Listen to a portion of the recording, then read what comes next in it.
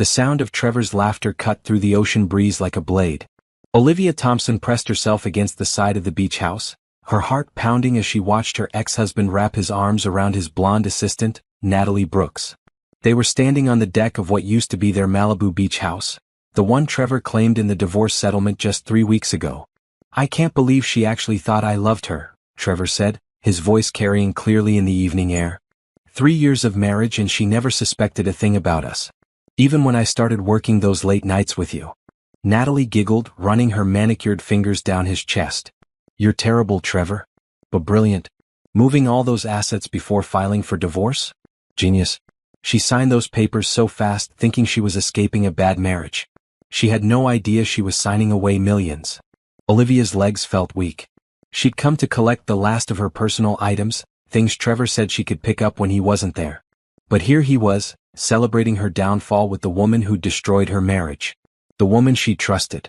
The woman she'd even invited to dinner parties, thinking she was just a dedicated employee. "The best part," Trevor continued, popping open a bottle of champagne that cost more than Olivia's monthly rent at her tiny apartment, "is that she actually helped me build the business. All those nights she stayed up helping me with proposals, all those contacts she made for me through her marketing connections. She basically funded her own destruction. And now she's working 2 jobs just to pay for that sad little apartment," Natalie added. "I saw her at the grocery store yesterday counting coupons. It was pathetic." They both laughed again, the sound echoing across the private beach where Olivia had once walked hand in hand with the man she thought she'd spend her life with. The man who'd promised to love and protect her.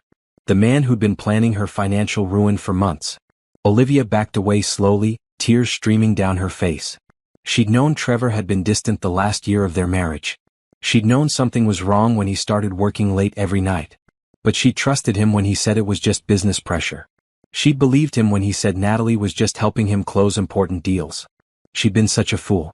As she reached her old Honda, a far cry from the luxury cars parked in Trevor's driveway, Olivia heard Natalie's voice again. "What should we do with all her old jewelry?" "The stuff she left behind." "Throw it away," Trevor replied carelessly. "It's all cheap stuff anyway. Not like the real diamonds I'm buying you now." Olivia sat in her car for a long moment, watching the couple through the large windows of the house. They were toasting with champagne, planning trips to Europe, talking about the wedding they'd have on this very beach. All of it funded by the business Olivia had helped build, the assets she'd unknowingly helped him hide, the life she'd foolishly trusted him with. She'd lost everything. Her marriage, her home, her financial security, her self-respect.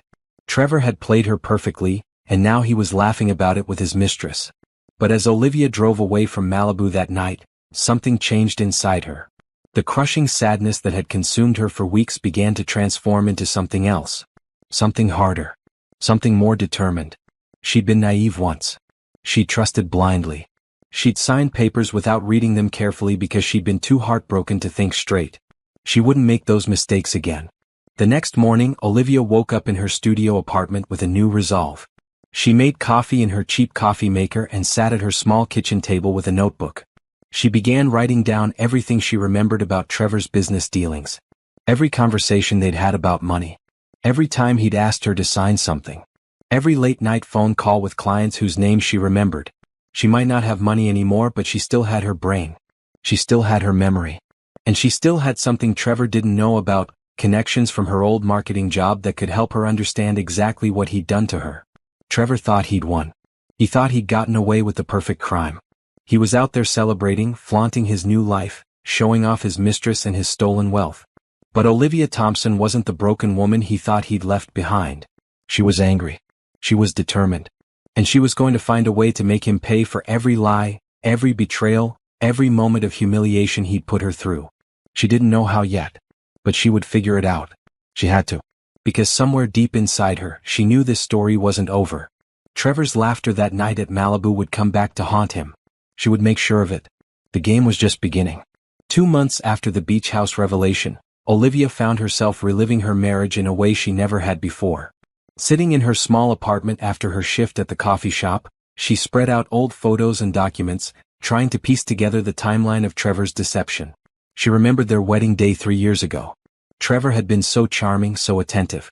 They'd met when her marketing firm was hired to promote his real estate developments. He'd pursued her relentlessly, sending flowers to her office, taking her to expensive restaurants, making her feel like the most important person in his world. "You're brilliant, Olivia," he told her on their third date. "Your ideas could help me expand my business in ways I never imagined." She'd been flattered. At 29, she was already successful in her marketing career, but Trevor made her feel like she could conquer the world. He'd convinced her to leave her job 6 months after their wedding, promising her a partnership in his real estate company. "We'll build an empire together," he'd said. "Harrison Properties will become the biggest name on the West Coast." Looking back now, Olivia could see how calculated it all was. Trevor had needed her connections in the business world. Her previous clients included major developers, city planners, and wealthy investors. Her reputation opened doors that his family name alone couldn't. She remembered the late nights they'd spent together in his home office, her developing marketing strategies while he worked on financial projections. She'd introduced him to Michael Chen from Pacific Investment Group, who became his biggest client. She'd connected him with Susan Rodriguez at City Planning, which led to 3 major development approvals. "I don't know what I'd do without you," Trevor had said after she'd helped him secure a $15 million deal. "You're my secret weapon." But somewhere around their second year of marriage, things started to change. Trevor hired Natalie as his assistant, claiming he needed someone to handle his schedule and correspondence while he focused on bigger deals.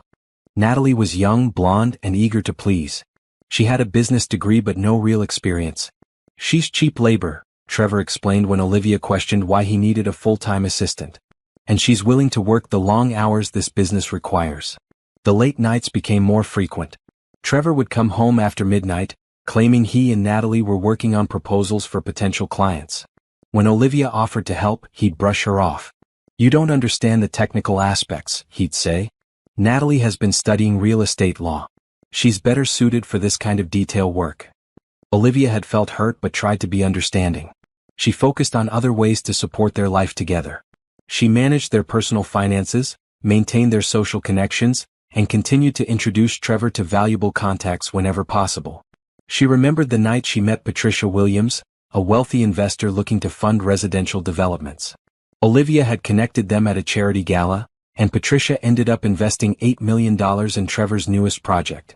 Trevor had kissed Olivia that night, telling her she was amazing. But even then she'd noticed changes. Trevor seemed distracted during their conversations. He'd get text messages at all hours and claim they were from contractors or city officials. He'd become secretive about his phone, always placing it face down during dinner. "Is everything okay?" Olivia had asked one evening when Trevor seemed particularly distant. "Just business pressure," he'd replied. "This industry is more complicated than you understand. Natalie helps me navigate the details so I don't have to worry you with all of it." Olivia had accepted his explanation because she loved him. She trusted him. She believed they were building a life together. Now she realized that Trevor had been building something but not with her. He'd been building a relationship with Natalie while systematically removing Olivia from important business decisions. She remembered how he'd started handling their joint bank accounts alone, claiming it was more efficient. How he'd asked her to sign various legal documents, saying they were just routine business incorporations. "I don't want you to worry about the boring legal stuff," he'd said. "Just sign here so we can protect our assets properly." She'd signed everything he put in front of her. Partnership agreements, loan documents, asset transfers. She trusted him completely, never imagining that each signature was removing her from ownership of the business she'd helped build. The cruelest part was how normal he'd seemed. Even while planning her destruction, Trevor had continued to kiss her goodbye each morning, bring her coffee in bed on weekends and tell her he loved her. He'd made love to her while carrying on an affair with Natalie. He'd celebrated their second anniversary with an expensive dinner while secretly moving their money into accounts she couldn't access. Olivia closed the photo album and wiped tears from her eyes. She'd spent 3 years being the perfect wife to a man who was actively plotting against her. She'd given him her heart, her career, her trust, and her financial security. And he'd used it all to build a life with someone else. But now she understood the scope of his betrayal. She knew exactly how he'd manipulated her, exactly which of her connections had made him wealthy, exactly how many lies he'd told to pull it off. And that knowledge was going to be his downfall. Tomorrow she would start making phone calls. She would reach out to the people she'd connected with Trevor, the clients she'd helped him secure, the officials she'd introduced him to. She would find out exactly what Trevor Harrison had built with her help. And then she would figure out how to tear it all down. The law offices of Morrison, Klein and Associates smelled like leather and old money. Olivia sat across from her lawyer, Jerome Morrison, watching him flip through the divorce papers Trevor's legal team had filed. His expression grew more concerned with each page. "Olivia, I have to be honest with you," Morrison said, removing his glasses and rubbing his tired eyes. "This is worse than I initially thought." It was 6 weeks after she'd discovered Trevor and Natalie at the beach house. 6 weeks of sleepless nights, anxiety attacks, and slowly understanding just how thoroughly she'd been played. "How bad?" Olivia asked, though she wasn't sure she wanted to know. "Your husband's attorneys have structured this very carefully. According to these documents, you signed a post-nuptial agreement 18 months ago that severely limits your claim to marital assets. Do you remember signing this?" Morrison slid a thick document across the desk. Olivia stared at it, her stomach sinking as she recognized her own signature at the bottom. She remembered that day clearly now. Trevor had come home excited about a new investment opportunity that required some routine paperwork. "He told me it was just business incorporation documents," Olivia said quietly.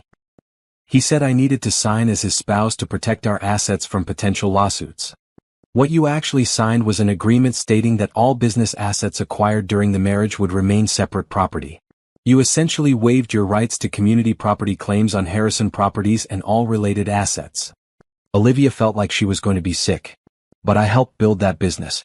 I introduced him to most of his major clients. I gave up my own career to support his. I believe you, but legally this document makes it very difficult to prove your contributions were meant to establish joint ownership. And there's more." Morrison flipped to another section. "According to this filing, your husband claims you were unfaithful during the marriage. He's citing that as grounds for divorce and additional reason to limit spousal support." "That's a lie." Olivia stood up so quickly her chair nearly fell over. "I never cheated on Trevor. Ever. I barely had time for friends, let alone another relationship. He's not providing evidence of the infidelity, which is unusual. Most attorneys wouldn't include that claim without proof. But he doesn't need to prove it to file it. The accusation alone affects the settlement negotiations." Olivia paced to the window overlooking downtown Los Angeles. Below, people walked purposefully to their jobs, their lives, their futures. She felt completely disconnected from that world of forward motion. What about the house? Our cars? The joint accounts. The Malibu house was purchased through Harrison Properties, so it's considered business property under your post-nuptial agreement. The main residence in Beverly Hills is mortgaged to the business as collateral for various loans. Your husband's financial statements show significant business debt, which reduces the value of marital assets. Debt? That's impossible. Trevor's business was thriving. He just closed a $20 million development deal last month. Morrison looked uncomfortable. According to these filings, Harrison Properties owes substantial money to various creditors and investors. After settling business debts, the available marital assets are valued at less than $200,000. Olivia laughed bitterly. $200,000? Trevor spent more than that on Natalie's jewelry last year. I saw the receipts. Who is Natalie? His assistant. His mistress. The woman he's been having an affair with for at least 2 years while I was supposedly the unfaithful one. Morrison made notes on his legal pad. If you can prove he was having an extramarital affair while accusing you of infidelity, that could help our case. But I have to warn you, gathering that evidence will take time, and time is something we don't have much of. What do you mean? Your husband's attorneys are pushing for a quick settlement. They want this finalized within 30 days. They're offering you $50,000 spousal support for 6 months and your personal belongings. If you don't accept, they'll proceed to trial, which could take years and cost more than you'd potentially recover. $50,000. For 3 years of marriage, for giving up her career, for helping build a multi-million-dollar business. For being made a fool of while her husband stole her life and gave it to another woman. I can't afford years of legal battles, Olivia admitted. I'm barely covering my rent working 2 part-time jobs. I understand. And I have to tell you, fighting this will be expensive. My retainer alone would be $25,000. Trevor's legal team is Morrison, Walsh and Partners. They're the most expensive divorce attorneys in the city. They'll drag this out and bleed you dry. Olivia stared out the window again. She felt trapped, cornered, defeated before the battle had even begun. Trevor had planned this perfectly. He'd isolated her financially, legally protected his assets, and positioned himself as the wronged party. He'd even chosen the timing, filing for divorce right after his biggest business deals had closed but before she could understand what was happening. "There's one more thing," Morrison said gently. "The settlement offer expires tomorrow. If you don't sign by 5 p.m., they withdraw the offer and we proceed to trial with no guaranteed outcome. 24 hours to decide whether to accept financial ruin or gamble on an expensive legal battle she probably couldn't win." That night, Olivia sat in her tiny apartment with the divorce papers spread across her kitchen table. She read every word, understanding for the first time how completely she'd been outsmarted. Trevor hadn't just planned to leave her, he'd planned to destroy her. The next morning she walked into Morrison's office and signed the papers. $50,000, 6 months of minimal spousal support, and her personal belongings. She watched Morrison fax the signed documents to Trevor's attorneys, officially ending her marriage and her financial security. As she left the law office, Olivia felt like she was walking through fog. 3 years of love, trust, and partnership had been reduced to a few pages of legal documents. Trevor had won completely. But as she drove away, one thought kept echoing in her mind. Morrison had said Trevor claimed she was unfaithful without providing evidence. He'd filed false accusations to justify his betrayal. He'd lied to the court just as easily as he'd lied to her. Men who lie that easily usually have other secrets. And Olivia was going to find them. 3 months after signing the divorce papers, Olivia's life had settled into a rhythm of quiet desperation. She worked mornings at Sunrise Coffee, a small cafe near her apartment, and afternoons at Henderson Marketing, doing freelance social media management for their overflow clients. The combined income barely covered her rent and basic expenses, but it kept her afloat while she figured out her next move. She'd learned to avoid certain parts of Los Angeles where she might run into Trevor or their former mutual friends. She deleted all her social media accounts to avoid seeing updates about his new life. She was trying to heal, trying to move forward. But Trevor wasn't going to let her heal quietly. It started with the photographs in Los Angeles magazine. "Local real estate mogul finds love again," was the headline, accompanied by glossy photos of Trevor and Natalie at various high-profile events around the city. The article described Trevor as a newly single entrepreneur who was ready for a fresh start with the woman who helped him build his empire. Olivia's co-worker Beth had brought the magazine to work, not knowing about Olivia's connection to the story. "Can you believe this guy?" Beth said, flipping through the article. "Listen to this quote. Natalie has been my rock through a difficult divorce. She helped me realize that some people marry you for your money, while others love you for who you truly are." Olivia felt physically ill reading it. Trevor was rewriting history, making himself the victim and Natalie the hero. According to the article, they'd fallen in love while working closely together on major development projects, with no mention that they'd been having an affair during his marriage. But the magazine article was just the beginning. The next week, Olivia was picking up groceries when she overheard 2 women talking in the checkout line. "Did you see the engagement party photos? They rented out the entire Malibu club for the weekend. Trevor Harrison really knows how to celebrate. I heard he flew her family in from Denver on a private jet." Olivia abandoned her cart and left the store. She drove straight to Malibu, telling herself she wasn't going to spy on them, just needing to see the ocean. But she found herself parked across from the Malibu club, watching luxury cars arrive for Trevor and Natalie's engagement celebration. She recognized many of the guests' former clients, business associates, people she'd introduced to Trevor during their marriage. They were all there to celebrate his new beginning with the woman he'd been cheating with. Through the club's large windows, she could see Trevor in an expensive tuxedo, his arm around Natalie in a designer gown that probably cost more than Olivia made in 6 months. They were laughing, dancing, accepting congratulations from people who had no idea about the affair or the financial manipulation that had made this celebration possible. A photographer was documenting everything. These photos would probably end up in another magazine article about Trevor's fairy tale romance. Over the following months, the public displays became more frequent and more elaborate. Trevor and Natalie were photographed at movie premieres, charity galas, and exclusive restaurant openings. They took a 3-week vacation to Europe, posting photos from Paris, Rome, and Monaco. They bought matching his and hers Ferraris and were photographed driving them along the Pacific Coast Highway.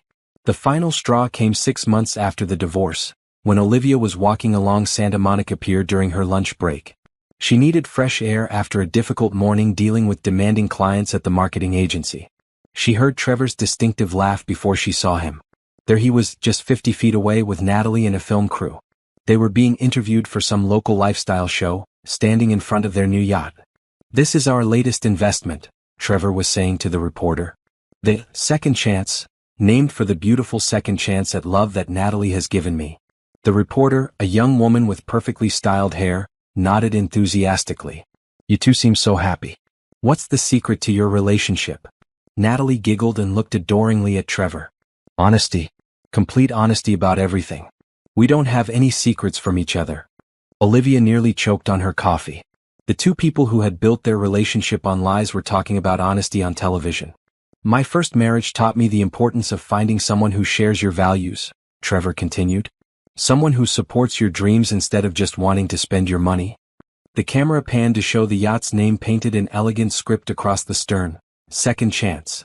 Below it, in smaller letters, was its home port, Malibu, California. Olivia watched them pose for glamour shots on the deck, Trevor in designer swim shorts and Natalie in a bikini that cost more than Olivia's monthly grocery budget. They looked like they were living in a magazine spread, surrounded by luxury that had been built on the foundation of her destroyed life. As the interview concluded, she heard the reporter ask about their wedding plans. "We're thinking of a destination wedding," Natalie said. "Maybe the French Riviera." Trevor says money is no object when it comes to our special day. Money was no object because it wasn't really Trevor's money. It was money from the business Olivia had helped build, money from clients she'd introduced him to, money from opportunities she'd created for him.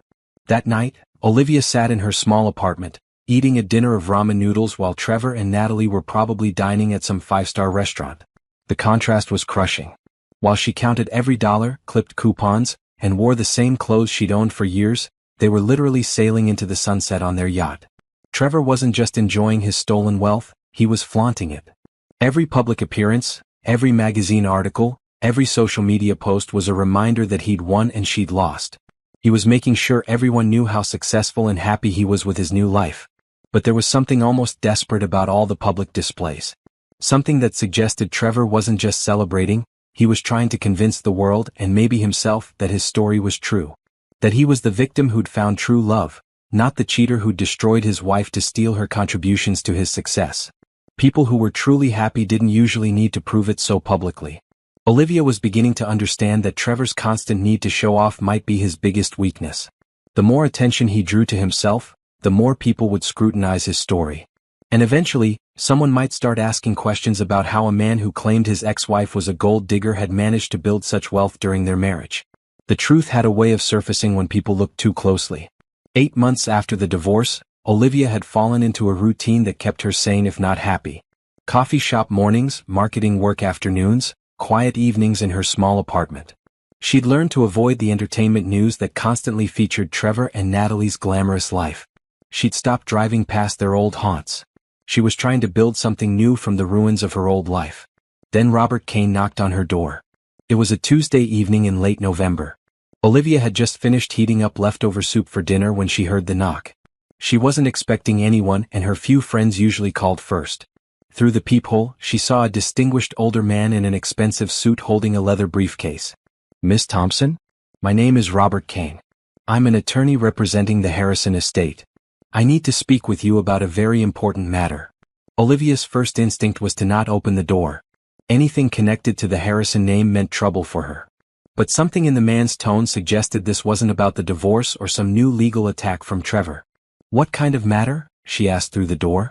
"It concerns the recent death of Mr. Harrison Sr. and his will. I believe you'll want to hear what I have to say." Trevor's father had died? Olivia hadn't heard anything about it, but then again she'd been avoiding all news about the Harrison family. She opened the door but left the chain latch engaged. "May I see some identification?" Kane smiled approvingly and handed her a business card through the gap. "Robert Kane, Senior Partner, Kane & Associates, Estate Planning and Probate Law." The address was in Beverly Hills. "I understand your caution, Miss Thompson. Your ex-husband has not made this easy for you. But I assure you, I'm here with information that could change your circumstances considerably." Olivia studied his face. Kane appeared to be in his 60s, with silver hair and kind eyes behind wire-rimmed glasses. Something about his manner suggested integrity, though she'd learned not to trust her instincts about men in expensive suits. "Trevor's father died?" she asked. 3 weeks ago. Heart attack. The funeral was private, family only. I've been trying to locate you ever since. Why? Because you're mentioned in his will. That got Olivia's attention. She'd met Harrison Sr. only a few times during her marriage. He'd been polite but distant, never seeming particularly fond of her or particularly interested in Trevor's personal life. Why would she be mentioned in his will? She removed the chain latch and opened the door fully. I suppose you should come in. Kane entered her small apartment, and Olivia felt embarrassed by the contrast between his obvious wealth and her modest circumstances. He didn't seem to notice or judge, simply taking a seat at her small kitchen table when she offered. Can I get you something to drink? Coffee? Water? Coffee would be wonderful, thank you. As Olivia prepared coffee with her cheap coffee maker, Kane opened his briefcase and removed several documents. She noticed his hands were steady, his movements precise. This was a man accustomed to handling important matters. Miss Thompson, what I'm about to tell you may come as quite a shock. Harold Harrison Sr. was a very wealthy man. His estate is valued at approximately $52 million, including real estate holdings, investments, and a controlling interest in Harrison Properties. I'm sure Trevor is very happy about his inheritance, Olivia said, setting a coffee mug in front of Kane. But I don't understand what this has to do with me. Kane took a sip of coffee and regarded her carefully. That's just it. Trevor isn't inheriting everything. In fact, he may not be inheriting anything at all. Olivia sat down across from him. I don't understand. Harold Harrison changed his will 6 months before his death. He was very concerned about Trevor's character, particularly regarding his treatment of you during your marriage. He knew about the affair? He knew about many things. Harold had been having Trevor investigated by a private investigator for over a year. He was aware of the relationship with Ms. Brooks, the financial manipulation during your divorce, and several other questionable business practices. Olivia's coffee cup rattled against the saucer as she set it down. He had Trevor investigated? Harold was old-fashioned about marriage and family loyalty. When he heard rumors about Trevor's behavior, he decided to learn the truth. What he discovered disgusted him. Kane opened one of the folders and removed a thick document. This is Harold's final will and testament, executed 4 months ago. It contains what's known as a character clause. What's a character clause? It's a provision that makes inheritance conditional upon meeting certain moral standards. In this case, Harold specified that if Trevor divorced his wife due to his own marital misconduct, or if he was found to have committed financial fraud against family members, his inheritance would be voided. Olivia stared at Kane, not quite believing what she was hearing. And if Trevor's inheritance is voided? Then according to the will, his share of the estate passes to the wronged party who suffered financial harm due to Trevor's actions. Harold specifically names you, Olivia Thompson, as that person. The apartment went completely quiet except for the ticking of Olivia's small clock on the wall. She felt like the world had suddenly tilted off its axis. $52 million? She whispered. Plus controlling interest in Harrison Properties, which, as you know, has grown substantially during your marriage to Trevor. Harold believed your contributions to the business were never properly recognized or compensated. Olivia stood up and walked to her small window, looking out at the parking lot of her modest apartment complex. 8 months ago she'd been living in a Beverly Hills mansion. Now she was counting pennies and working 2 jobs. The idea that she might inherit $52 million seemed impossible. But Trevor doesn't know about this? Not yet. The will reading is scheduled for next week. Harold insisted that you be located and informed first, so you could have legal representation present. Why are you telling me this? Aren't you supposed to be working for the estate? Kane smiled. Harold hired me specifically to handle this situation. He was quite explicit in his instructions. He wanted to ensure that if Trevor had indeed betrayed his marriage and manipulated you financially, you would have the resources to rebuild your life. Olivia turned back to face Kane. What happens next? Next week, Trevor will expect to inherit his father's fortune. Instead, he'll discover that his actions have cost him everything. The question is whether we can prove those actions sufficiently to satisfy the legal requirements of the will. What do we need to prove? Kane smiled and opened another folder. That's where you come in, Miss Thompson. You know better than anyone what Trevor did to you. And you may know more about his business dealings than you realize. With your help, we can document everything he did wrong. Every lie, every act of financial manipulation, every breach of marital trust. For the first time in months, Olivia felt something she'd almost forgotten: hope. When do we start? She asked. The law offices of Kane and Associates occupied an entire floor of a Beverly Hills high-rise. As Olivia walked through the elegant reception area the next morning, she felt like she was entering a different world. Just 24 hours ago, she'd been heating up canned soup for dinner. Now she was potentially about to inherit $52 million. Robert Kane met her in a conference room with floor-to-ceiling windows overlooking the city. The morning sun streamed across a polished mahogany table covered with legal documents, photographs, and file folders. "I've spent the night reviewing everything Harold's investigators gathered about Trevor's activities," Kane said, gesturing for Olivia to sit. "The evidence is even more extensive than I initially thought." Kane opened the first folder, revealing surveillance photographs of Trevor and Natalie at various locations: restaurants, hotels, her apartment building. The timestamps showed dates going back over 2 years, well into Olivia's marriage. Harold's investigator documented their relationship extensively. Hotel receipts, credit card statements, even photographs of jewelry purchases that Trevor gave to Ms. Brooks while still married to you. Olivia studied the photos. There was Trevor kissing Natalie outside an expensive restaurant on Melrose. Trevor and Natalie checking into the Beverly Hills Hotel. Trevor presenting Natalie with a jewelry box outside Tiffany & Company. All of it happening while Olivia was home alone, believing her husband was working late. "This proves the affair," she said quietly. "It proves much more than that." Kane opened another folder. Harold's investigator also traced Trevor's financial movements during the last 18 months of your marriage. "Look at this." Kane spread out bank statements and financial records. Even without her accounting background, Olivia could see the pattern immediately. Large sums moving out of joint accounts into business accounts. Assets being transferred from Harrison Properties into subsidiary companies with different names. Money flowing into investment accounts that she'd never known existed. "He was hiding assets," Olivia said. "Systematically. Beginning approximately 6 months before he asked for the divorce. Trevor created a complex web of business entities designed to make his wealth appear to belong to his companies rather than being marital property." Kane showed her more documents. "Here's the really damning evidence. Trevor used your business connections to secure these deals, then moved the profits into accounts you couldn't access. Remember Patricia Williams, the investor you introduced him to at that charity gala? Of course. She invested $8 million in his Westwood development. Trevor moved all the profits from that project into a subsidiary company called Pacific Holdings. According to the divorce filing, Pacific Holdings was a separate business entity with no connection to marital assets. But look at who's listed as the sole owner." Olivia read the incorporation documents Kane handed her. Trevor Harrison, doing business as Pacific Holdings. She looked up at Kane. "He created fake companies to hide money from the divorce?" "Multiple companies. At least 6 different entities, all used to shelter income and assets that should have been considered marital property. If your divorce attorney had known about these accounts, your settlement would have been in the millions, not thousands." Olivia felt anger burning in her chest. "My attorney said Trevor's business had debts. He said there weren't enough assets to divide.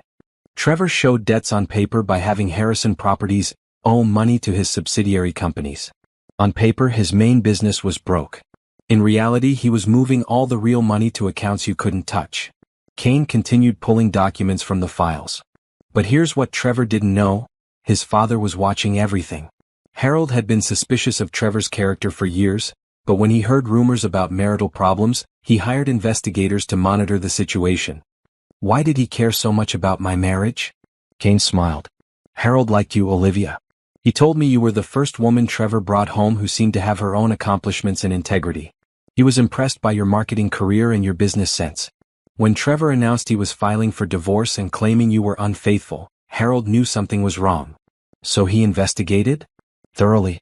Harold spent over $200,000 on private investigators, forensic accountants, and legal research. He wanted to know exactly what kind of man his son had become." Kane opened the largest folder, revealing Harold's final will and testament. The document was thick, filled with legal language and conditions. Harold was devastated by what the investigation revealed. Trevor wasn't just cheating on his wife, he was stealing from her. Using her connections to build wealth, then hiding that wealth to avoid sharing it. Harold considered this a profound moral failure. Kane flipped to a specific section of the will. "Here's the character clause. I'll read it exactly as Harold wrote it." Kane cleared his throat and began reading. "If my son, Trevor James Harrison, is found to have terminated his marriage to Olivia Marie Thompson through his own adultery, deception, or financial misconduct, then he shall be deemed unworthy of the Harrison family legacy. In such circumstances, his inheritance shall be voided entirely, and all assets designated for him shall instead pass to the party wronged by his actions.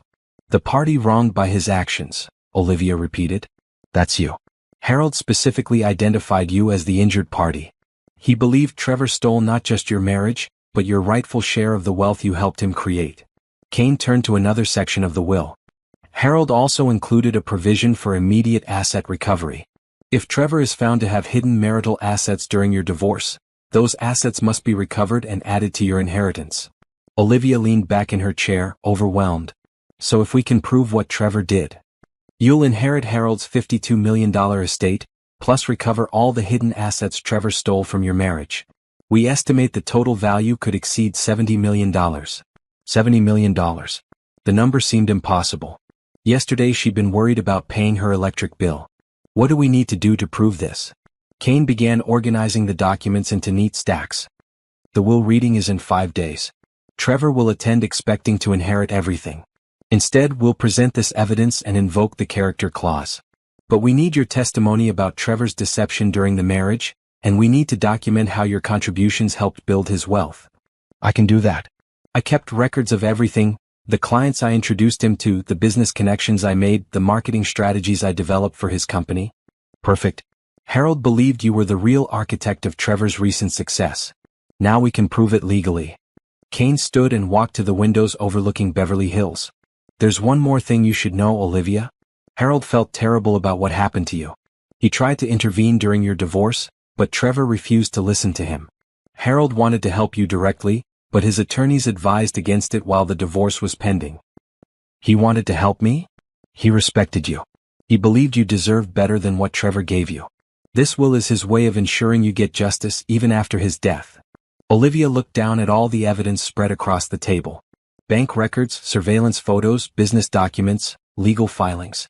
The complete documentation of Trevor's betrayal and her own contributions to his success. For 8 months she'd felt like the victim of the perfect crime. Trevor had stolen her life so skillfully that she'd had no recourse, no way to fight back, no hope of justice. But Harold Harrison had been watching. And he'd left her the weapon she needed to destroy the man who destroyed her. When Trevor walks into that will reading, she said quietly, he has no idea what's coming, does he? Kane smiled. None at all. He thinks he's about to become one of the richest men in Los Angeles. Instead, he's about to lose everything he stole from you. The revenge she dreamed about was finally within reach. The next 3 days passed in a blur of preparation. Kane had assigned a team of forensic accountants and legal researchers to build the case against Trevor, but he needed Olivia's personal knowledge to connect all the pieces. She found herself reliving her marriage in painful detail, but this time with a purpose. They met each morning in Kane's conference room, going through every aspect of Trevor's business dealings during their marriage. Olivia had kept meticulous records in her personal files, emails, business cards, notes from phone conversations, even photos from social events where she'd introduced Trevor to potential clients. This is incredible documentation, said Janet Wu, Kane's lead forensic accountant. Most people don't realize how much evidence they have of their own contributions to a business. Olivia had spread out 3 years' worth of materials across the conference table. Email chains showing how she'd connected Trevor with Michael Chen at Pacific Investment Group. Business cards from contacts she'd made at charity events and professional gatherings. Photos from dinner parties where she'd introduced Trevor to city planners, architects, and investors. I worked in marketing for 8 years before marrying Trevor, Olivia explained. I'm used to documenting relationships and tracking results. I just never thought I'd need to prove my own contributions to my husband's success. These email chains are particularly valuable, Janet said, highlighting sections of correspondence. Look at this exchange with Patricia Williams. You clearly arranged the initial meeting, provided her with Trevor's development plans, and followed up with additional information. Without your introduction, this $8 million deal never would have happened. Kane reviewed a stack of photographs from various business events. Harold's investigators documented Trevor's public statements about his success, and now we can show that most of his major deals came through your connections. The contrast between his claims and the reality is damning. But they still needed more concrete evidence of Trevor's financial manipulation. The hidden bank accounts and shell companies were clearly documented in Harold's investigation, but Kane wanted additional proof that could hold up under legal challenge. "We need to get inside Trevor's current business records," Kane said. "The evidence Harold's investigators gathered is excellent, but it's from external observation. If we could access Trevor's current financial statements, we could show exactly how much money he's hidden." "How do we do that legally?" Olivia asked. "We don't need to do anything illegal," Kane replied with a slight smile. "But we might need to be creative." That evening, Kane explained his plan. Trevor's business offices were in a high-rise building in Century City. Harrison Properties occupied the entire 15th floor, with Trevor's personal office overlooking the city. The building had standard security, but nothing that couldn't be managed with the right approach. "I still have friends who work in that building," Olivia said. "And I still have my key card from when I used to visit Trevor at work." "Your key card still works?" "Trevor never canceled it. I think he forgot I had one, or maybe he was too arrogant to think I'd ever use it against him." Kane looked intrigued. "Would you be willing to retrieve some documents from his office?" "What kind of documents?"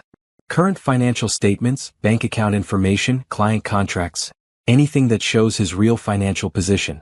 If we can prove he lied about his assets during your divorce, it strengthens the case under Harold's character clause." Olivia felt a thrill of fear and excitement. "When?" "Tomorrow night. Trevor and Natalie are attending the Beverly Hills Film Festival premiere. I checked their social media, they're planning to be there until at least midnight. That gives us a window."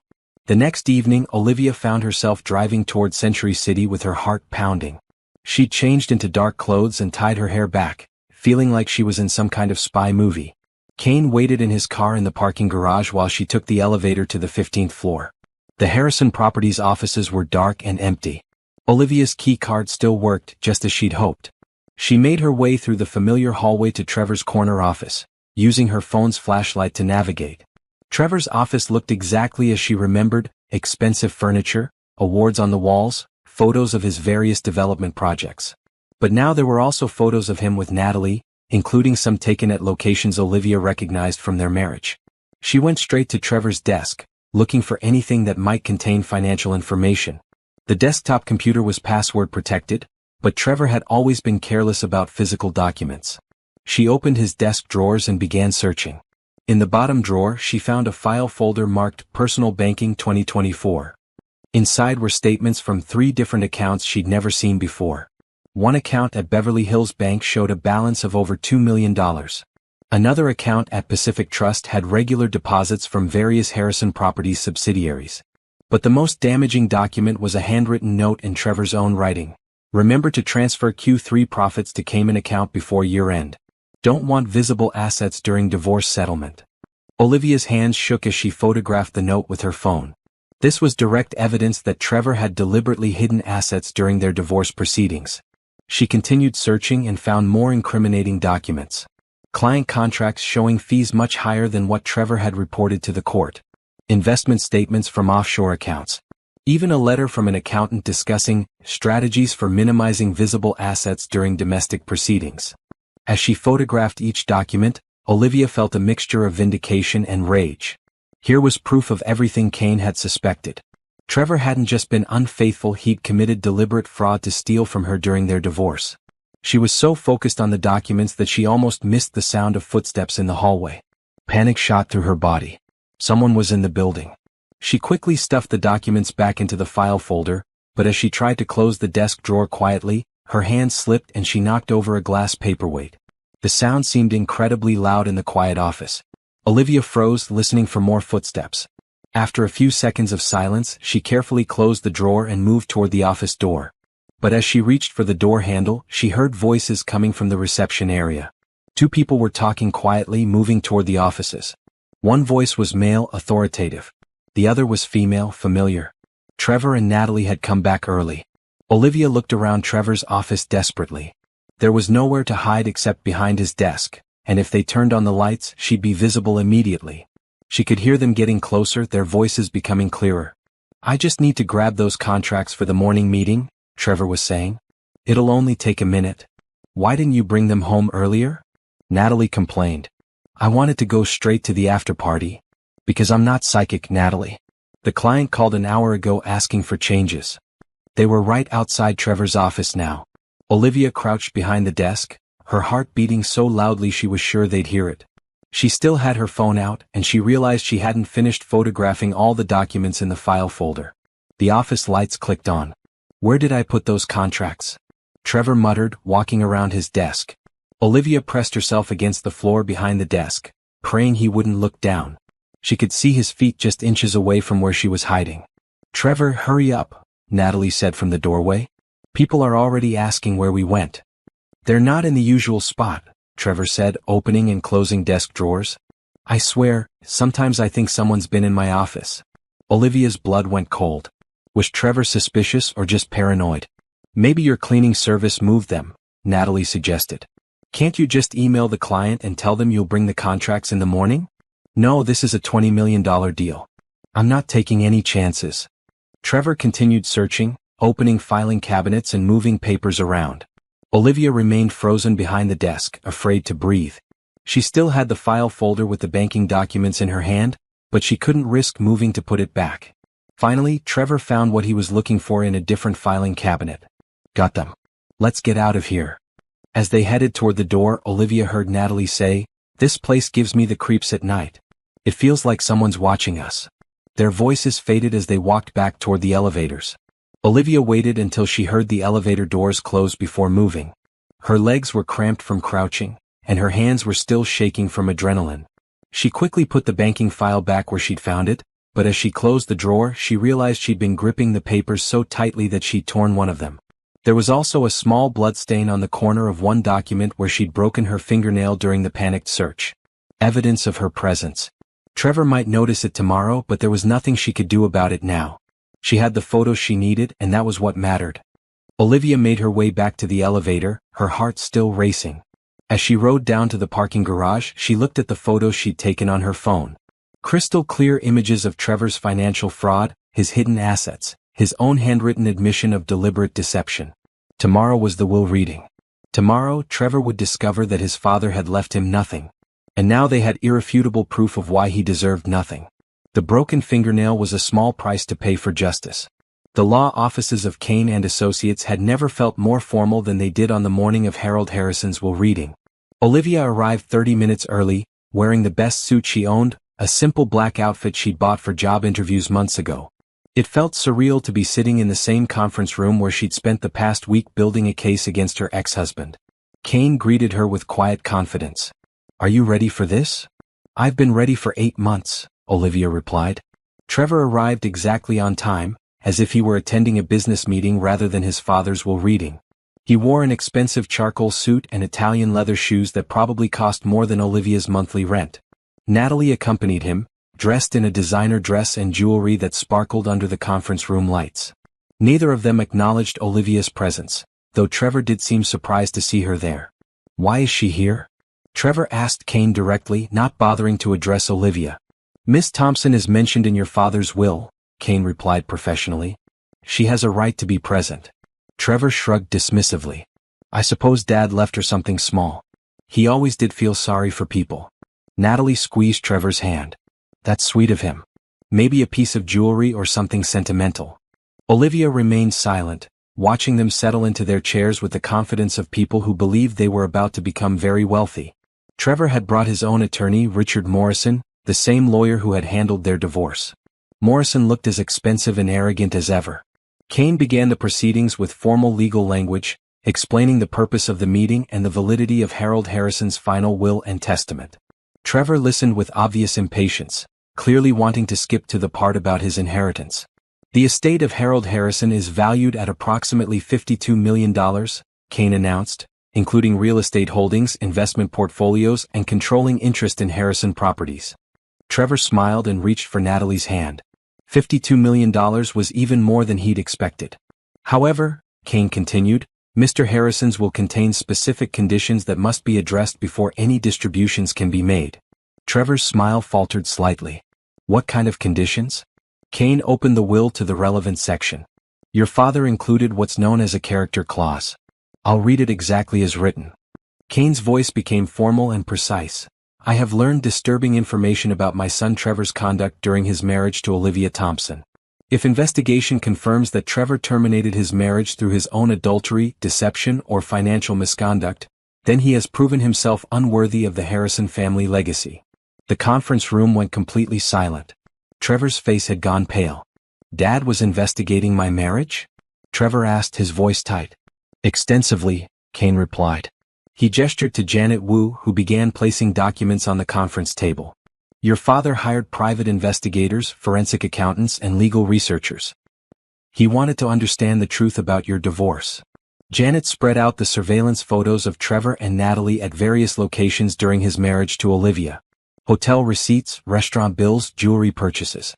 A complete documentation of their affair. This proves you were having an extramarital relationship with Ms. Brooks for over 2 years before filing for divorce, Kane stated. Trevor's attorney leaned forward. Extramarital relationships don't necessarily void inheritance rights. Many wealthy families deal with infidelity without disinheriting family members. You're correct, Kane agreed. But adultery is only one part of the character clause. The more serious issue is financial fraud.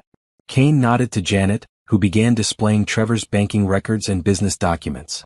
The hidden accounts, the shell companies, the systematic transfer of assets before the divorce filing.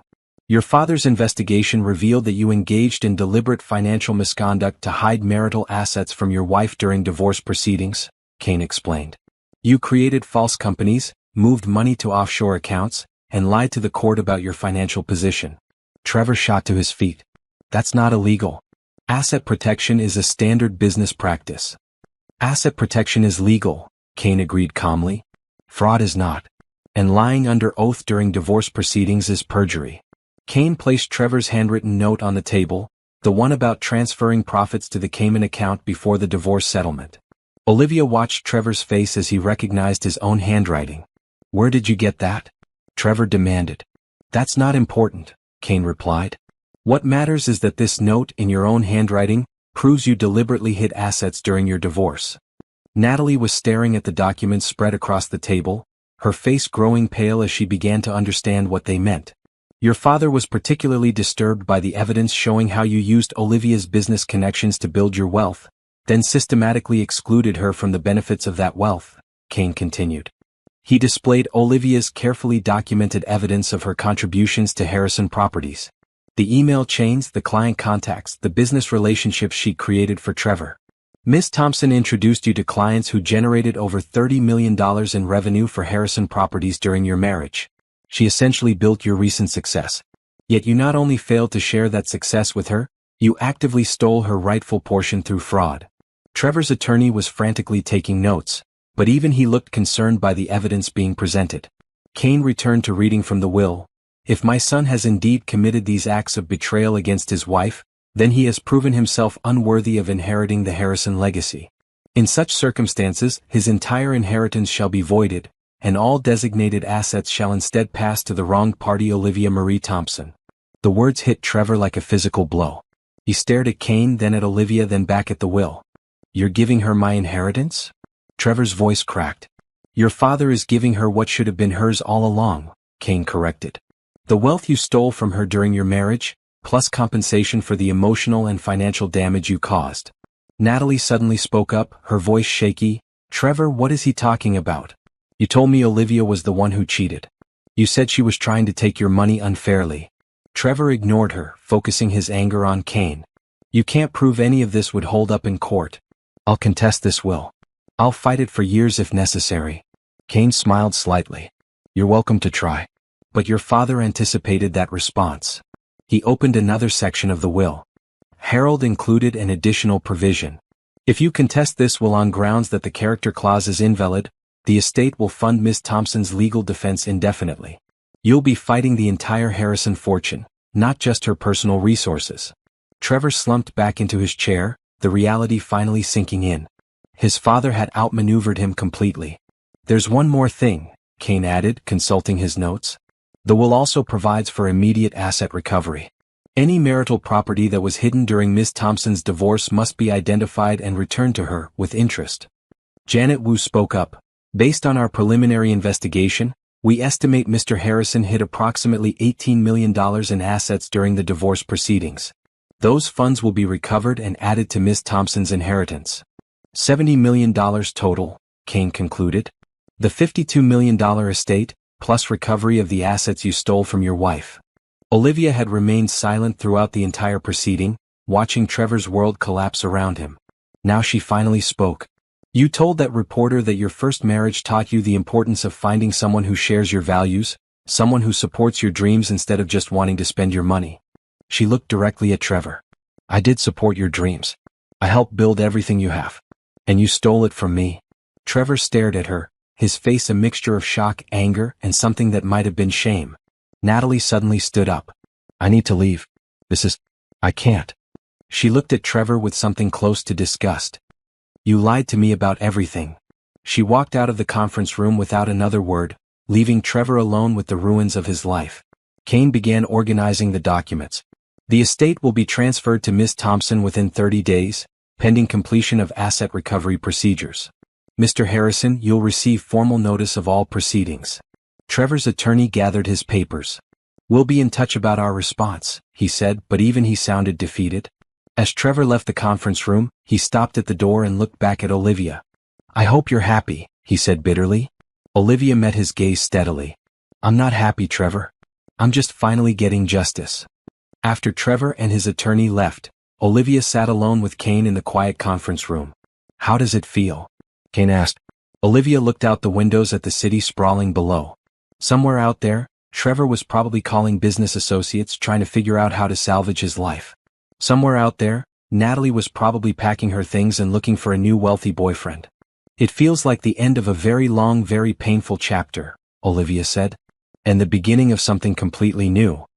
3 months after the will reading, the transformation was complete. Trevor's world had collapsed with stunning speed, while Olivia's life had been rebuilt from the ground up. The asset recovery process had been swift and merciless. Kane's team of forensic accountants had traced every dollar Trevor had hidden during their marriage, and the courts had ordered immediate return of all funds plus penalties for fraud. The Cayman Islands account, the shell companies, the fake business debts, all of it unraveled under legal scrutiny. Trevor's attempts to contest the will had failed spectacularly. Harold's character clause was ironclad, and the evidence of Trevor's misconduct was overwhelming. 3 different judges had reviewed the case and reached the same conclusion. Trevor had forfeited his inheritance through his own actions. Olivia now owned a controlling interest in Harrison Properties, along with Harold's real estate portfolio and investment accounts. The total value had actually grown to $75 million by the time all assets were recovered and transferred. But the money wasn't the most satisfying part of her revenge. The most satisfying part was watching Trevor's public humiliation unfold. The story broke first in the Los Angeles Times. Real estate mogul loses fortune due to adultery and fraud. The article detailed how Trevor Harrison had been disinherited for cheating on his wife and stealing marital assets. Within hours, the story was picked up by entertainment news shows, business magazines, and social media. The same reporters who had celebrated Trevor and Natalie's fairy tale romance now dissected every lie they had told. The yacht named Second Chance was revealed to have been purchased with money stolen from Trevor's ex-wife. The European vacation photos became evidence of how he'd spent his ill-gotten gains. The engagement party at the Malibu club looked pathetic in hindsight, a celebration funded by fraud. Natalie had abandoned Trevor within days of the will reading. She'd moved out of their shared penthouse, returned the engagement ring, and quickly found herself a new wealthy boyfriend, a tech entrepreneur who actually owned his own money. Tabloid newspapers gleefully reported her statement. I thought I was dating a successful businessman. Instead, I was dating a con artist who stole everything from his ex-wife. Trevor's business empire crumbled as clients learned the truth about his character. Major investors pulled out of development deals. The city of Los Angeles canceled several contracts citing ethical concerns. Banks called in loans when they discovered Trevor no longer had assets to secure his debts. Within 2 months, Trevor had been forced to sell his remaining properties to pay creditors. The Beverly Hills mansion went to auction. The matching Ferraris were repossessed. Even his expensive watch collection was sold to cover legal fees. The final humiliation came when Trevor was forced to take a job working for one of his former competitors, not as an executive, but as a junior sales associate. The man who had once commanded $20 million deals was now showing starter homes to first-time buyers for a small commission. Olivia learned about Trevor's employment situation from Beth, her former co-worker at the coffee shop.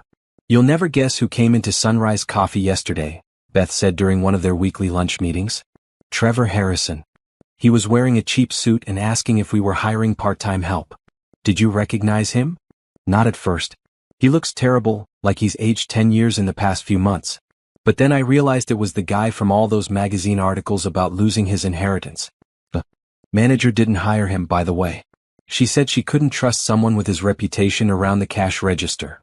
Olivia felt a mixture of satisfaction and pity.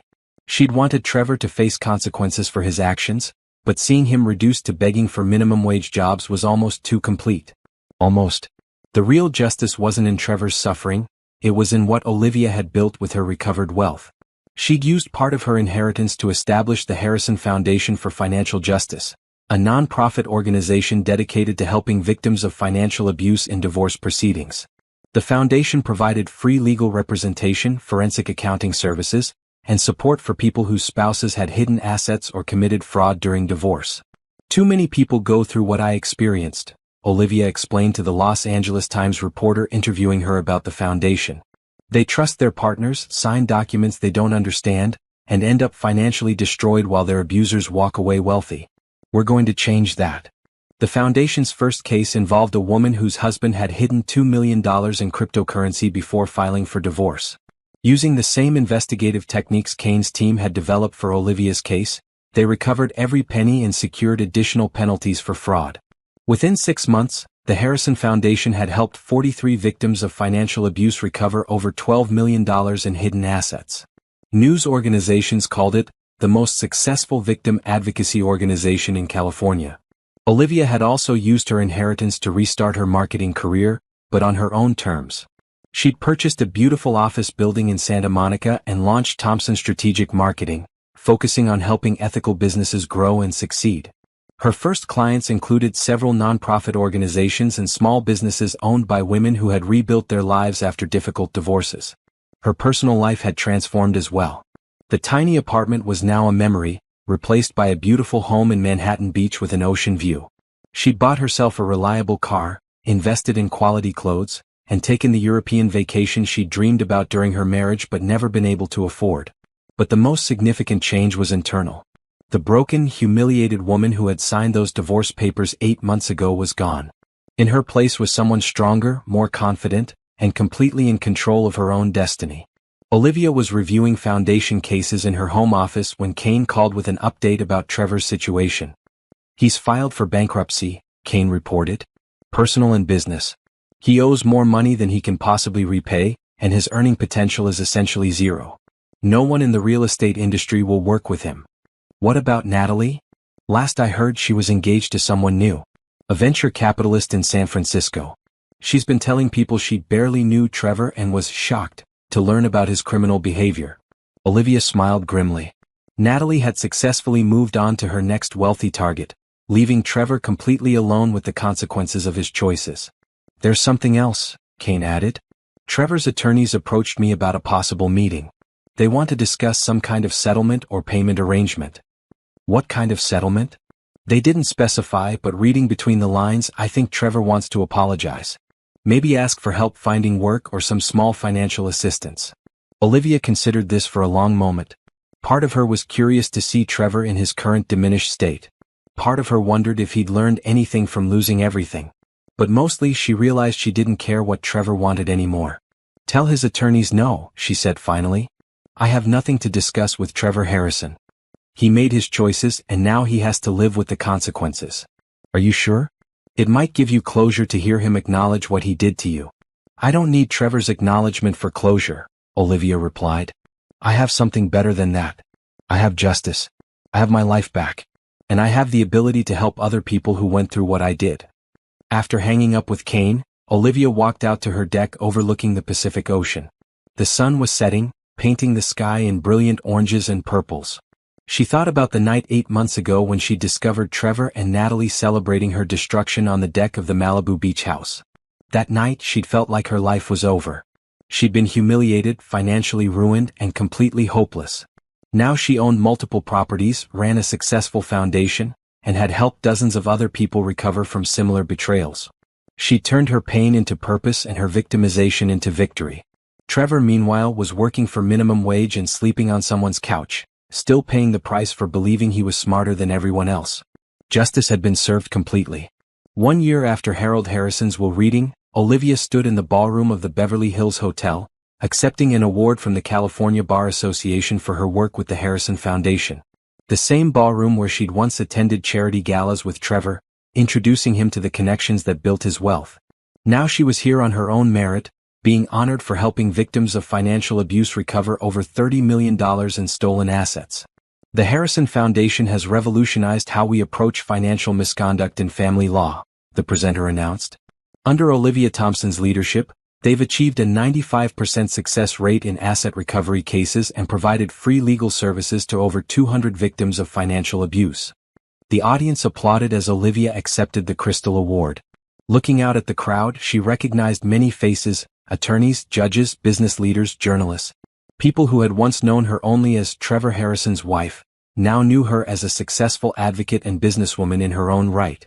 After the ceremony, Olivia was approached by Maria Santos, a woman she'd met 6 months earlier. "I wanted to thank you again," Maria said, tears in her eyes. "If the foundation hadn't helped me, I never would have recovered what my ex-husband stole.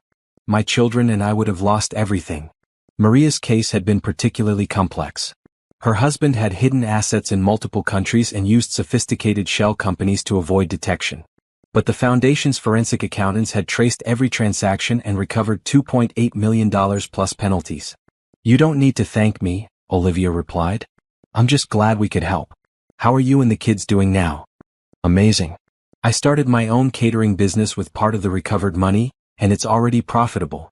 My daughter is enrolled in the college she dreamed of attending. We have our own home again." Maria smiled through her tears. "You gave us our lives back." Conversations like this one reminded Olivia why her work mattered. Every success story represented a family that hadn't been destroyed by financial abuse, children whose futures hadn't been stolen, women who'd been able to rebuild their lives with dignity. After the event, Olivia drove home to Manhattan Beach, where she'd been living for the past 8 months. The house was modern and beautiful, but not ostentatious. She'd learned the difference between wealth that served a purpose and wealth that was just for show. Her phone rang as she was changing out of her formal gown. The caller ID showed Robert Kane. "Congratulations on the award," Kane said. "Well-deserved recognition for incredible work." "Thank you. It feels good to be acknowledged for building something positive. I have some news you might find interesting. Trevor Harrison was arrested yesterday." Olivia paused in the middle of hanging up her dress. "Arrested for what?" "Tax evasion and fraud related to his recent bankruptcy filing. Apparently, he tried to hide some remaining assets from the bankruptcy court. The FBI has been investigating for months." Olivia sat down on her bed, processing this information. Even after losing everything, Trevor had continued lying and cheating. How much trouble is he in? Federal charges carry serious penalties. He's looking at possibly 3 to 5 years in prison if convicted, plus additional financial penalties he can't afford to pay. And Natalie? No connection to his recent crimes. She's been completely separated from him since the will reading. Actually, I heard she got married last month to that venture capitalist in San Francisco. After ending the call, Olivia walked out to her deck overlooking the ocean.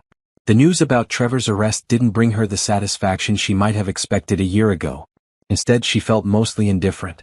Trevor had become irrelevant to her life. Her phone rang again, this time showing a number she didn't recognize. "Miss Thompson? This is Jennifer Walsh from ABC News. We're doing a follow-up story on the Harrison inheritance case, and we'd love to interview you about your foundation's work." "I'd be happy to discuss the foundation," Olivia replied. "But I don't want to focus on my personal situation with Trevor Harrison. That's in the past. Of course, we're more interested in the positive impact you've created. Your story of turning personal tragedy into advocacy for others is really inspiring." After scheduling the interview, Olivia reflected on how much her perspective had changed. A year ago, her entire focus had been on making Trevor pay for what he'd done to her. Now, Trevor's latest legal troubles felt like a footnote to her real story. Her real story was the foundation that helped hundreds of people recover stolen assets. Her real story was Thompson's strategic marketing, which now employed 12 people and worked with ethical businesses across the country. Her real story was the beautiful life she'd built for herself, surrounded by meaningful work and genuine friendships. A few days later, Olivia was reviewing foundation cases in her Santa Monica office when her assistant knocked on the door. "There's someone here to see you," Sarah said. "He doesn't have an appointment, but he says it's personal. His name is James Mitchell." Olivia looked up from her files. She didn't recognize the name, but something about Sarah's expression suggested this was important. "Send him in." James Mitchell was tall, with kind eyes and an easy smile. He appeared to be in his early 40s, wearing jeans and a casual shirt that suggested he worked with his hands. "Miss Thompson, I'm sorry to bother you without an appointment. I'm a contractor. I worked on the renovation of your Manhattan beach house last year." Olivia remembered him now. He'd been the project manager for her kitchen renovation, and she'd been impressed by his professionalism and attention to detail. "Of course, James. What can I do for you?" He looked nervous, shifting his weight from one foot to the other. "This might sound strange, but I've been following the news about your foundation work. I think what you're doing is incredible." "Thank you. That means a lot. I was wondering..." He paused, gathering courage. "Would you like to have dinner sometime? I know you're busy with important work and I'm just a contractor, but I'd really like to get to know you better."